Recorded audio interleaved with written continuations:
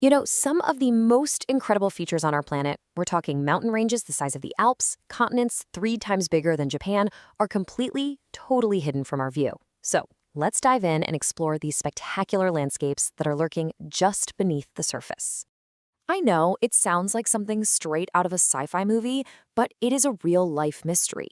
In the middle of the Antarctic sea ice, a massive hole just keeps appearing and disappearing. Sometimes it's gone for decades at a time, and then bam, it comes back without any warning. And get this, when it came back in 2016 and 2017, it was absolutely enormous. We are talking more than 30,000 square miles of open ocean where there should have been solid ice. Now, what's really fascinating here is how scientists finally figured out why this happens. This whole phenomenon actually has a name, the Maud Rise Polynya. And cracking its code, well, that was like a high-tech detective story. It involved satellites, robotic floating sensors, and even tagged marine animals. Okay, so first things first, what exactly is a polynya? Well, simply put, it's just an area of open water that's surrounded by sea ice. Now, they usually form near coasts where strong winds push the ice away. But this one was happening way out in the open ocean, which is what made it so baffling to scientists for so long.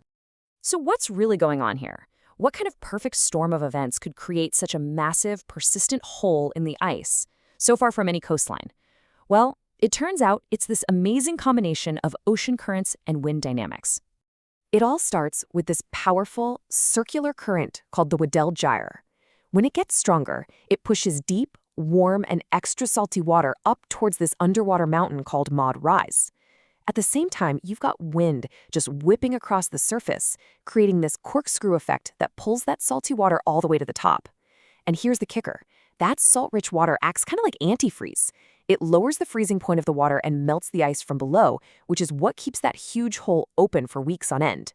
And you know what? That massive hole is really just the beginning. The entire continent of Antarctica is hiding a secret world beneath its 2-mile-thick ice sheet. It's incredible.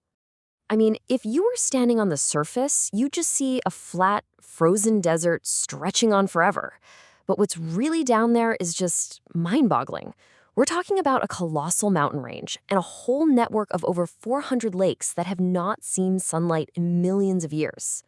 The scale of what's hidden is just wow. You've got the Gambritsov Mountains as big as the Alps and 1 billion years old. You've got Blood Falls, which is literally a 5-story waterfall of blood-red water pouring out of a glacier, all fed by an ancient iron-rich lake. And the Ross Ice Shelf, an area the size of France, it actually sings. It produces this continuous, eerie seismic hum as wind blows over it. And think about this for a second. When scientists managed to drill all the way down to Lake Vostok, one of the biggest of these hidden lakes, the water they found was below freezing, about 26 degrees Fahrenheit, yet it was still liquid. That's because of the immense pressure from all that ice above it. And this lake has been totally sealed off from the rest of the world for over 20 million years. Okay, let's move from what's under the ice to what's under the ocean. Because it turns out entire continents can just disappear beneath the waves. Way out in the southern Indian Ocean, there's a place called the Kerguelen Plateau. Now, there are a few tiny islands that poke above the surface, but those are just the highest peaks of a lost microcontinent, a huge landmass almost 3 times the size of Japan.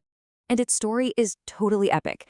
It started forming about 130 million years ago from this massive volcanic hotspot when the supercontinent Gondwana was breaking apart. For tens of millions of years, it was a real-deal microcontinent, covered in forests and everything. But then, over the last 20 million years, it just slowly sank into the ocean. But that just begs the question, right? How does a piece of land that big just vanish into the deep? Well, it's not some sudden catastrophe. It's a really slow but incredibly powerful geological process. Yeah, the process isn't like a stone just dropping into a pond. It's the super gradual sinking that happens over millions and millions of years, all because of these powerful forces deep within the Earth itself. So here's how it works. First, as the tectonic plates pull apart, the Earth's crust stretches out and gets thinner, and that causes it to sit lower in the mantle. Then, as the rock underneath it cools down over eons, it contracts and gets denser, which pulls the surface down even more. And finally, you get tons of heavy sediments that pile up on top, adding more and more weight and pushing the whole thing deeper into the ocean. Now, here is the absolute key to why we still call it a continent. even though it's underwater. Geologically speaking, a continent isn't defined by whether it's above sea level. Nope, it's all about the kind of crust it's made of. You see, continental crust is thicker, it's lighter, and it's more granite-like. That's why it tends to sit higher. Oceanic crust, on the other hand, is thinner, heavier, and basaltic, and that's what forms the deep ocean basins. So the Kerguelen Plateau, even though it's volcanic, is made of crust that is way, way thicker than typical oceanic crust. And that's exactly why scientists classify it as a microcontinent.